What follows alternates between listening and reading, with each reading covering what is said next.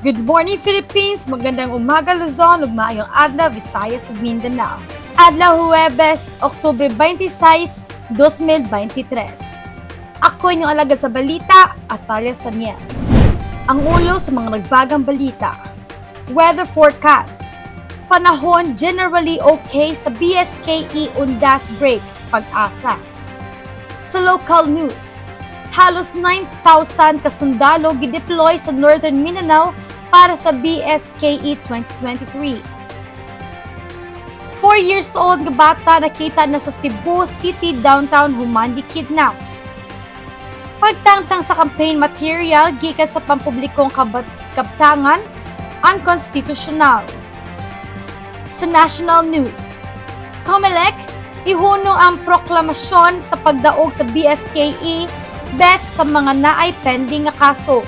Alert Level 1 gipasaka sa Bulusan Volcano ingon ang PVOX. Ang China nawalan og interes sa pagpondo sa Philippines infra projects. Ug sa international news, Hong Kong leaders nagingon nga maghimo og bagong balaod sa nasudnong seguridad sa 2024. Mga babaye nagwelga sa Iceland alang sa patas na sweldo lakip ang PM. Sa entertainment news, Britney Spears ang pagbalik sa kinabuhi sa iyang bagong memoir. Liza Soberano ang naaghihapon sa Careless Music ni James Reid. Sa latest sports, Denver Nuggets nasungkit ang championship ring. Cebu FC mukuha sa ilang first win sa AFC Cup. Sa international features, matawag ba nimo ang imong kagalingon nga hero? National features, unsa ang gisimbolo sa bandera sa Pilipinas? Sa trivia, City Museum CDO.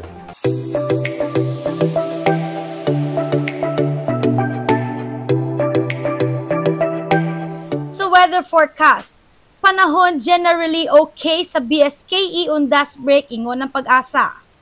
Gilauman nga ang Pilipinas adunay generally okay nga panahon paingon sa undas so All Saints Day ug sa umaabot nga barangay ug Sangguniang Kabataan elections nga walay potensyal nga tropical cyclone sa PAR sa musunod nga 3 ngadto sa 5 ka adlaw, sumala sa Pag-asa. Samtang posible pa ang pagpanalugdog og kilat, apan dali lang kini nga mulungtad lang og usak o 2 ka oras.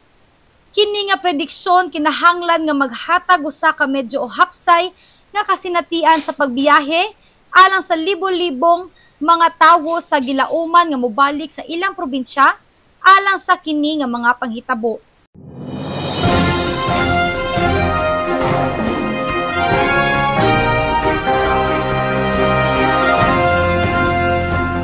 Ug sa local news, halos 9,000 kasundalo gideploy sa Northern Mindanao para sa BSKE 2023.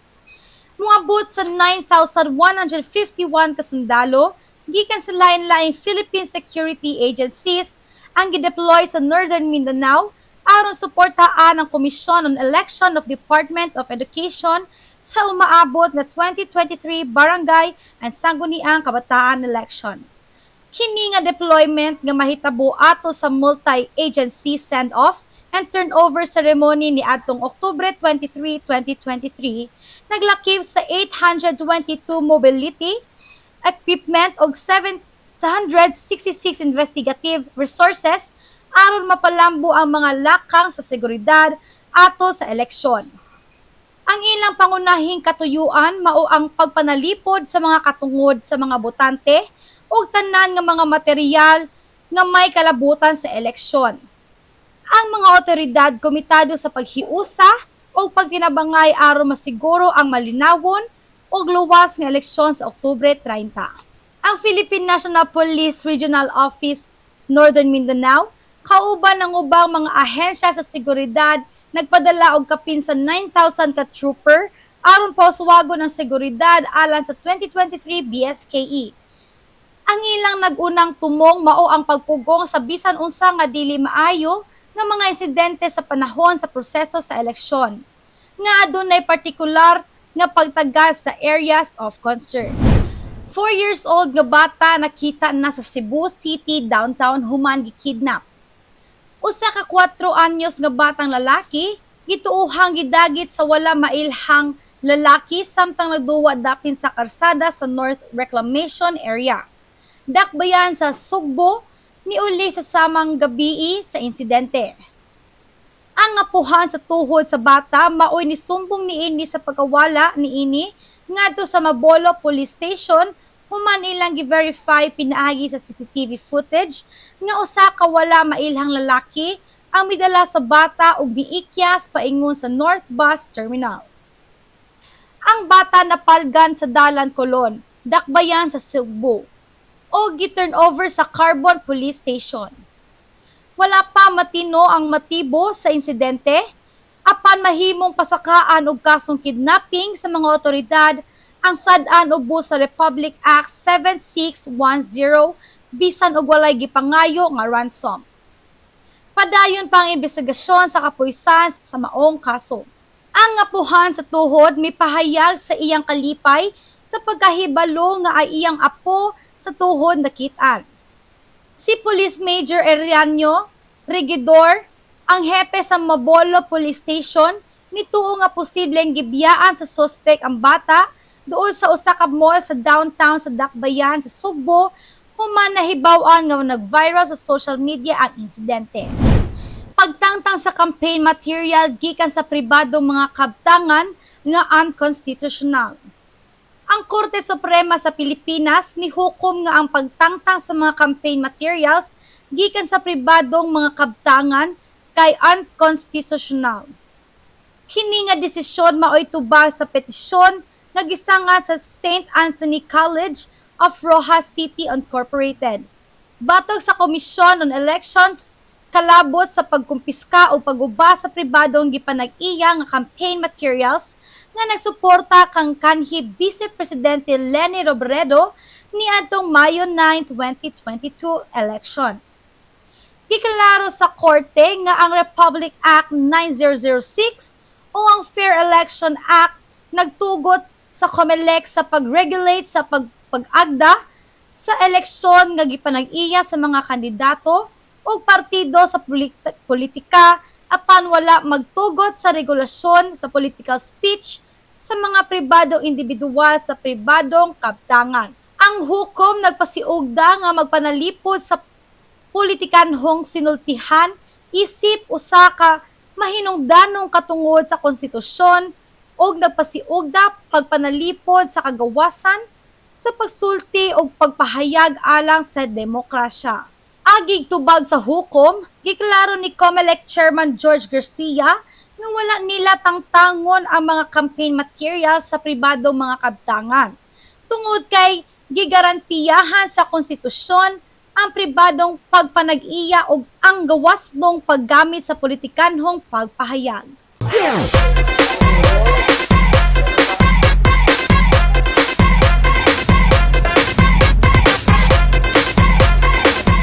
Nanggawas mi kanina ni Ate Tins noon nga unsay mga panlantaw sa mga motorista o sa mga commuters about sa gataas nga presyo sa oil. So, sa mga gasolina kung unsay lang panlantaw ani ug unsay lang makaisulti ani so ato ding tanawon. Maayong buntag ka natong tanan ata diri karon sa Kauswagan diri sa Tubangan sa Santa Barbara Subdivision. Na ako'y interview na ko karon kini usa ka taxi driver na kung sa iyang mga hinaing about sa karon sa oil price increase. Unsay pangalan nato, sir? Erwin Alicanio. Erwin Alicanio, sa imong panlantaw, sir, sa karon sa nagtaas ang presyo sa gasolina, unsa man kay angayan buhaton ani para maibsan-ibsan po? Dapat gid ma'am kuanon gid sa gobyerno nga makontrol ang kuan sa gasolina ma'am kay kung pasagdan naman guni sa ginani pirmi ma'am wagi mahimo ang mga pareha namo nga mga driver taxi lisod gid kayo kay gasolina mahal mo gayo nya pasayro mihit. Mapasayro nit ang sa Abang, sir, unsa may imong istorya? Sa about po sa Abang ma'am mahal lagi kay ang Abang ma'am kay simi ang mga operator karon ma'am murag namawi na mo gud siya kay labi na karon kay wala na pandemic so gibalik nila normal ang Abang. So lisod yun para sa inyo ano niya. Regarding po sa mga commuter, sa inyo mga pasahero, kanang wala ba mo ga-add sa kanang kung di ba every per kilometer naman gyud na siya addition, pero ang uban man gud nga taxi driver mangayo pa gyud sila og addition. Unsa may inyong kaistoryahan? Para sa ako ma'am, driver mo kung taxi ma'am, para sa ako di lahi mag opinion nga mga driver, pero para sa ako pwede ra nga ikuan lang sa kay luoy man pud ang pasahero kung magsige lang mig pasaka. So ang mayo nagibuhaton ng gobyerno nga makontrol nila ang gasolina. Ito ano, balance gyud no, computer operator plus ang taxi driver. Maayong buntag sa itong pangalan, sir. Morning, Dr. Marcos. Marcos, og asa imong address, sir? Ako and Carmen, Cagayan de Oro City. Carmen, Cagayan de Oro City. Sa isip sa isa ka motorista, sir, unsa may imuhang hinaing para karon sa nag-angat na pod ang mga gasolina?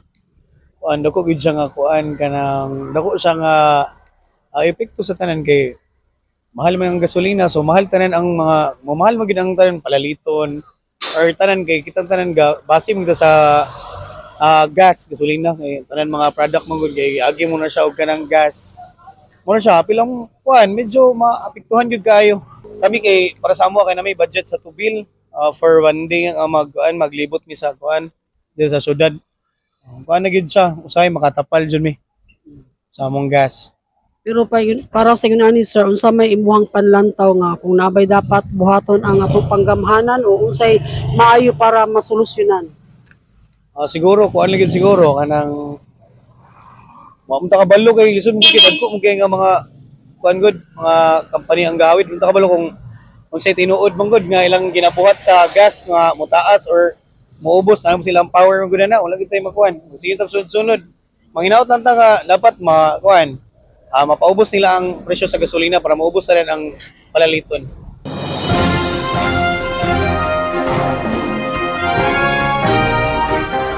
National News. COMELEC ihunong ang proklamasyon sa pagdaog sa BSKE bets sa mga naay pending nga kaso. Ang Komisyon ng Elections nipalabang og resolusyon sa pagsuspende sa proklamasyon sa mga mananaog sa barangay ug sangguniang kabataan election 2023 kung aduna sila pending nga mga kaso nga may kalabutan sa poll. Kini nga resolusyon nailhan nga Memorandum 231111 nagtugot sa pagsuspendi sa mga kandidato nga adunay pending nga mga petisyon nga may kalabutan sa pagdumili sa ilang Certificate of Candidacy, deklarasyon isip nuisance, candidate o disqualification, samtang naghulat pa sa mga order gikan sa COMELEC. Ang pagpatuman sa suspensyon, pagadumalahon sa Deputy Executive Director of Operations, sa Office of the Clerk sa Komisyon o sa Office of Election Officer. Ipasabot ni COMELEC Chairman George Garcia nga ang mga mananaog nga adunay disqualification cases mahimong pulihan sa mga kandidato nga adunay sunod nga labing taas na ihap sa boto. Niadtong Oktubre 24, ang COMELEC nipasaka na og disqualification cases batok sa 181 ka mga kandidato tungod sa premature campaigning o gikonsiderar ang disqualification cases batok sa 39 paalang sa illegal campaigning. Napata sa National News nga bahin. Alert Level 1 gipasaka sa Bulusan Volcano ingon ng PVOX. Gipataas sa Philippine Institute of Volcanology and Seismology o PVOX ang Alert Level 1 alang sa Mount Bulusan sa Sorsogon tungod sa usa ka panahon sa ubos nga level. Ang alerto gibalita sa sunod-sunod nga mga linog sa bulkan nga nagsugod kaniadtong Oktubre 14, 2023 nga adunay total nga 121 nga mga linog nga natala. Dugang pa, ang datos gikan sa electronic tilt o GPS monitoring nagpakita sa inflation o paghubag sa habagatang bahin sa bulkan sukad niadto Pebrero 2023 ug sa amihanang sidlakang bahin niini sukad sa Setyembre 2023. Adunay usab sa katalagsaong pagtaas sa mga konsentrasyon sa carbon dioxide sa bulkan gikan sa Hunyo hangtod Agosto 2023. Gipasidan-an sa PVOX ang potensyal sa mga pagbuto nga gipadagan sa alisngaw sa mga buho sa summit sa bulkan o gidili ang pagsulod sa 4-kilometer radius permanent danger zone, nagtambag nga mag-amping sa 2 kilometers nga gipalapdan nga danger zone. Ang Mount Bulusan gamit ang 5-level alert system para sa mga bulkan, katapusang gibutang ubos sa alert level 1 niadtong Oktubre sa miaging tuig nga sa ulahi gipaubos sa alert 0 niadtong Enero.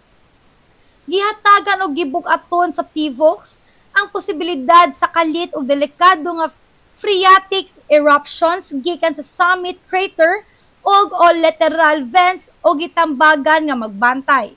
Ilabi na sa mga tawo nga nagpuyo duol sa mga walog, suba o sapa sa mga partikular nga sektor sa kaso sa kusog nga ulan nga nag-uban sa phreatic eruption.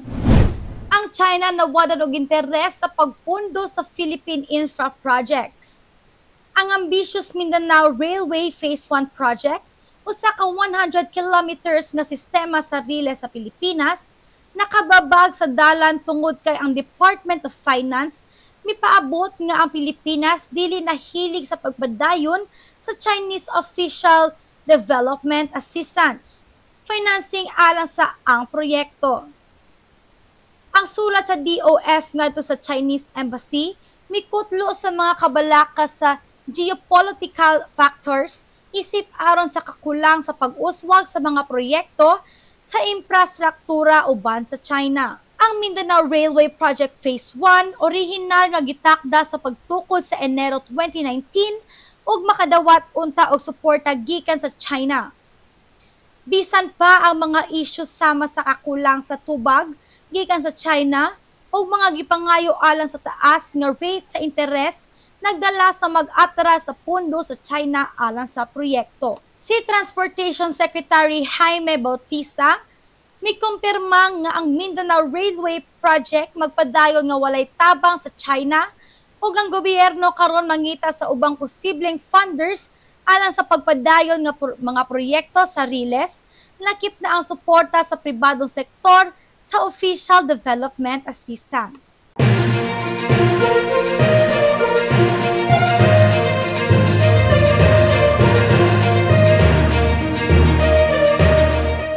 Sa international news, Hong Kong leaders nag-ingon nga maghimo og bagong balaod sa nasudnong seguridad sa 2024. Ang lider sa Hong Kong, si John Lee, nagpahibalo nga ang syudad magtukod og kaugalingong nasudnong balaod sa seguridad sa 2024 nga magtimaan sa 4 ka tuig sukad sa gipahamtang sa Beijing ug usa ka komprehensibo nga nasudnong balaod sa seguridad aron mapalong ang pagsupak sa semi-autonomous na rehiyon. Ang 2019 nga pro-demokrasya nga mga protesta sa Hong Kong nangayo og dugang nga kagawasan og otonomiya gikan sa mainland China. Nga nag-anghat sa Beijing nga ipatuman ang nasudnong balaod sa seguridad aron matarget ang mga kalapasan sama sa pagbulag, subversion, terorismo ug pakigkonsabo sa langyaw sa puwersa. Ipamatud-an ni Lee ang pasalig sa gobyerno sa pagpanalipod sa nasudnong seguridad ug pagpauswag sa mga may kalabutan nga ilegal nga istruktura ug mga mekanismo sa pagtuman samtang nagplano sa paghimo sa bagong balaod sa 2024.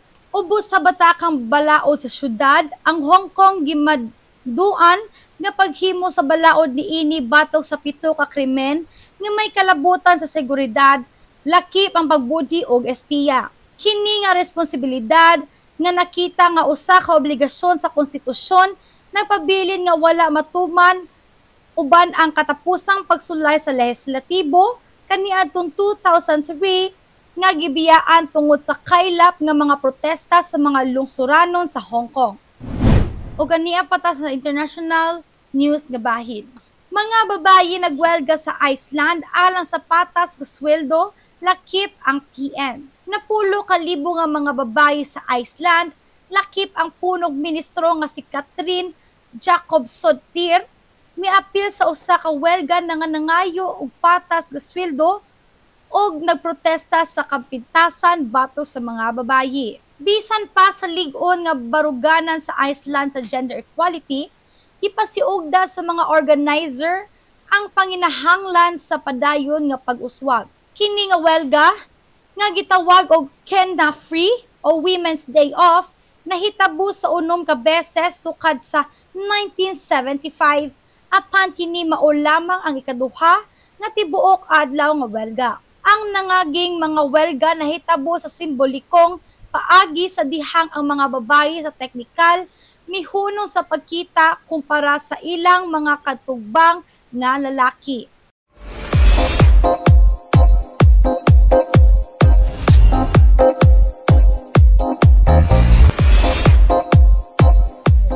Britney Spears ang pagbalik sa kinabuhi sa iyang bagong memoir. Sa iyang bagong memoir, The Woman in Me, gibanabana ni Britney Spears ang bagong nakaplagang kagawasan nga iyang nasinati human nga kibuhian gikan sa 13 ka tuig nga conservatorship ni atong 2021. Gihulagway niya kiniisip usa ka oportunidad sa pagdiskubre pag-usab sa iyang pagkababayi o pagsulay sa bag-ong mga butang sa edad nga 40. Giasoy sa memoir ang iyang mga pagbisog sa pagsusi sa publiko, komplikado nga mga relasyon ug ang konserbatoryo samtang gipasiugda ang iyang determinasyon nga mabawi ang kontrol sa iyang kinabuhi. Ug napagyapunta sa entertainment nga bahin. Liza Soberano ang naa gihapon sa Careless Music ni James Reid. Gikumpirma sa Careless Music nga ubos pa sa pagdumala ni ini ang aktres nga si Liza Soberano nga gihimakak ang mga naunang chismis. Ang kumpanya mitubag sa ABS-CBN News nga nagkanayon Liza Soberano is still with Careless Music. No statement on the rumor. Thank you for clarifying. Ang bago nga mga rumors nga si Soberano mibiya sa kumpanya og karon gidumala sa iyang iyaan.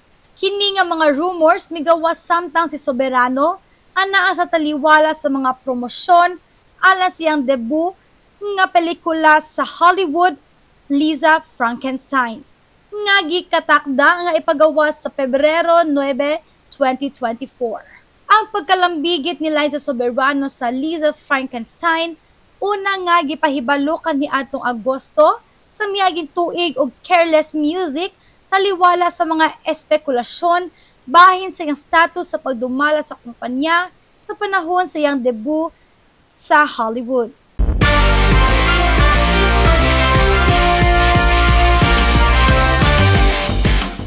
Og sa sports news, Denver Nuggets nasungkit ang championship ring. Si Nikola Jokic ug ang Denver Nuggets nagsaulog sa ilang unang NBA championship pinaagi sa usa ka festive program ceremony nga nagpadayag sa bagong championship banner at tubangan sa daghang mga tawo. Ang Nuggets kinsa nakadaog sa titulo sa miaging season nagsugod sa bagong season isip defending champion batok sa Los Angeles Lakers. Ang selebrasyon nagtimaan sa dugay nang ipaabot alang sa prangkisa human sa 47 ka season sa NBA ug ang mga sing-sing nga nadawat sa mga magdudula nagpakita sa world champion sa usa ka bahin ang retro nga logo sa Nuggets, regular season nga record ug ang ngalan sa numero sa pagdudula sa pikas bahin uban sa mantra sa team sa dad-a kini. Giila sa Nuggets ang hagit sa pagdepensa sa ilang kampyonato nga dunay target sa ilang likod nahibalan nga ang kusgan nga mga koponan sama sa Lakers, Phoenix, Memphis, Golden State, Dallas ug ang Clippers sa kasadpang koperensa naghimo sa kompetisyon. Cebu FC mukuha sa ilang first win sa AFC Cup. Determinado ang Cebu FC nga masiguro ang una nilang daog sa AFC Cup samtang ilang makalaban ang Shan United sa usa ka home match sa Rizal Memorial Stadium kanong Oktubre 26, 2023. Ang team adunay usa ka mahigiton nga pagsugod sa torneo, nag-antos sa mga kapildihan sa ilang unang duha kaduwa. Napildi sila og 0-3 sa Phnom Penh Crown FC ug napildi sila og 8-2 sa MacArthur FC. Si Coach Joshua Screamer malaumon nga ang squad makatukod sa ilang second half performance batok sa MacArthur FC ug natiguha nga makontrol ang duwa aron makabot ang ilang labing una nga kadaugan sa AFC Cup.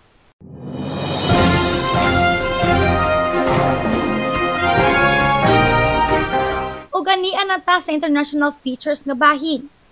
Matawag ba nimo ang imong kaugalingon nga hero? Ang mga buhat sa kabayanihan kasagaran naglakip sa mga individual nga andam sa peligro o gulihok dayon. Sumala ni Dr. Punit Shah, gikan sa Department of Psychology sa Universidad sa Bath, ang mga tawo sa mas mapugsanon o risk takers mas mo-appeal sa mga buhat sa pagkabayani. Ang ubang mga hinungdan nga nakadugang sa pagkabayani naglakip sa serbisyo sa ubang mga tawo, magbaton og maayong moral nga mga prinsipyo o pagpabili sa maayong paghunahuna. Ang mga bayanihon nga mga buhat milambo isip bahin sa kinaiya sa tawo sulod sa mga tuig uban sa mga individual nga miapil sa maong mga buhat.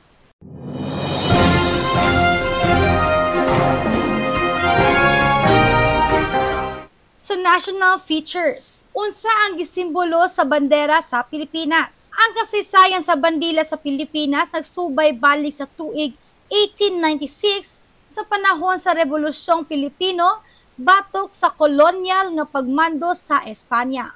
Niadtong panahona, gikinahanglan sa mga Pilipino ang nasudnong bandila na magrepresentar sa ilang pagkabisog alang sa kagawasan. Ang mga inisyal nga bandera nga gigamit sa unang mga adlaw sa rebolusyon gimugna sa mga katipunero nga adunay mga bersyon nga adunay mga letra nga KKK ug usa sa equilateral triangle nga naporma niini nga mga letra.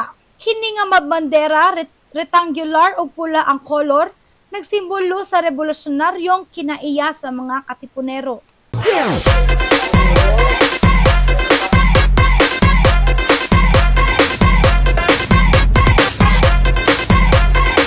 Unsa ito pangalan, sir? John Clark de la Peña. Kanang isip usa ka commuter unsa may imong hinaing nga mutaas na ba kay na kuan nga mutaas bang gasolina karon? Ay mutaas ba ang pamasahe? Siyempre, huwag mataas ang gasolina. Siyempre, mataas ka ng pamasahe kay mag-agad mamangyapon ng mga PUJ na og mga pampasahero sa ilang gasolina. Kay gansipag sila og taas ang gasolina niya, barato ang pilitihan. Musad no nga. Ang kaning since napo ka diri ga trabaho sa kaning kuan tungod kay nagtaas lagi ang gasolina, apektado pud ba inyong mga baligya? Usap po, maapektuhan niya po kay siyempre og mamahal lang ang gasolina. Ang mga motor po, talagsa lang ginoon nila magamit ng motor kay mahal naman ang gasolina.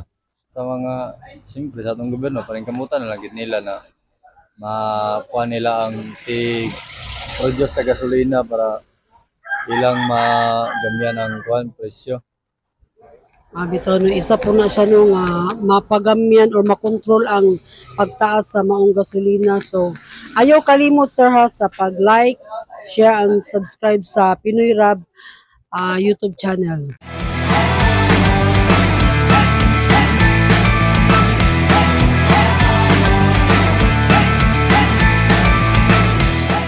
Ug naa na ta sa tong trivia CDO. City Museum sa CDO.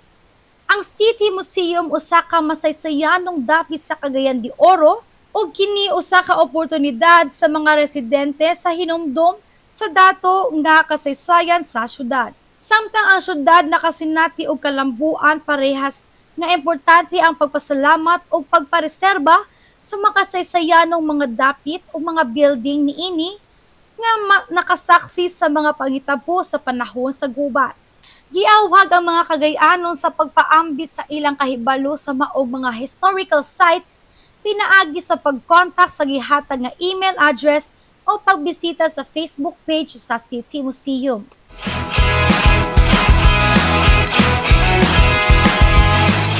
Ug sa atong Christmas countdown, aduna na lang tay 60 days before mag-Christmas.